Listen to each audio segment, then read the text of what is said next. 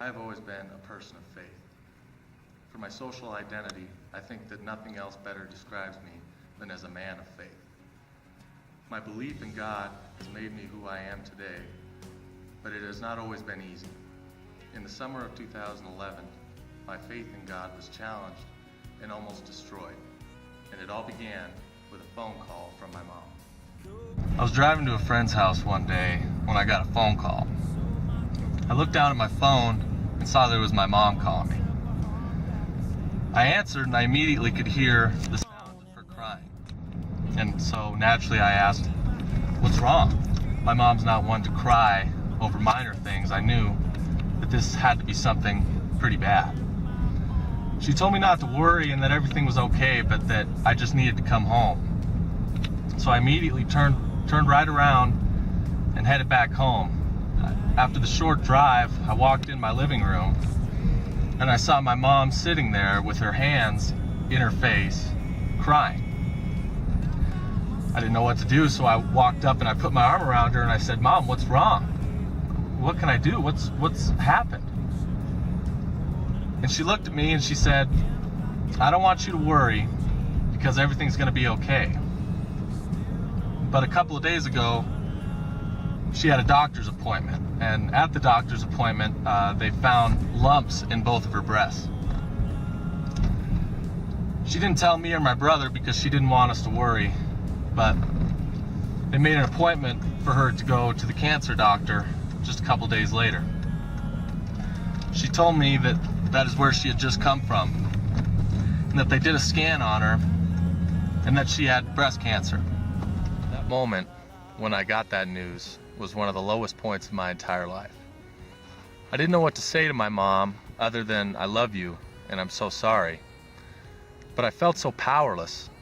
The days and weeks that ensued, I sank deeper and deeper into a hole, and my reaction was anger. Anger at the situation, ultimately anger with God. I couldn't understand why He would let something like this happen to someone like my mom. That a woman who goes to church, who loves God, who prays regularly, why are you punishing her? As time went on, I became depressed. I stopped going to church. I stopped reading the Bible. I stopped praying because I was angry with God, and I questioned His love for me and my family. It wasn't until a couple weeks later when my mom woke me up one morning to go to church. I didn't want to go, but I knew that I had to be there for her. At church, the pastor was giving a sermon about the book of Job. Now, Job was a righteous man who the Lord blessed with many possessions. But he was tested by Satan. Satan said, "God, I bet I can get Job to curse your name." So God allowed it to happen, and He went on to take everything from him, his family, his property. But even after all this, after everything that he knew and loved was taken away from him, Job did not curse God's name. He fell on his knees and said, "The Lord giveth and the Lord taketh away, but blessed be the name of the Lord." I walked out of that church service feeling ashamed that I would ever question God's love, that I needed to be there for my mom, and that God did not want to hurt my mom, but bad things sometimes happen to good people. And my faith is the only thing that I could really hold on to, and the thing that could allow me to be strong for my mom and be there for her like I needed to be. After that service, my faith in God was renewed. I prayed to Him for strength, and I stopped feeling sorry for myself and focused all my attention on my mom.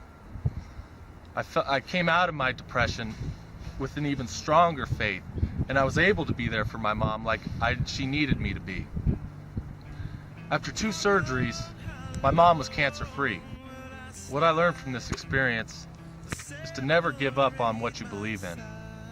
That no matter how hard things may get, the things that you believe in and that you stay true to will get you through it. I'll take this into my teaching career because it is important for a teacher to emotionally be there for their students, like I was for my mom.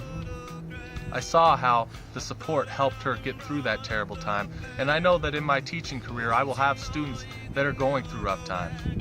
I need to remind them to stay true to what they believe in and support them emotionally. And this will ultimately benefit me very much throughout my career.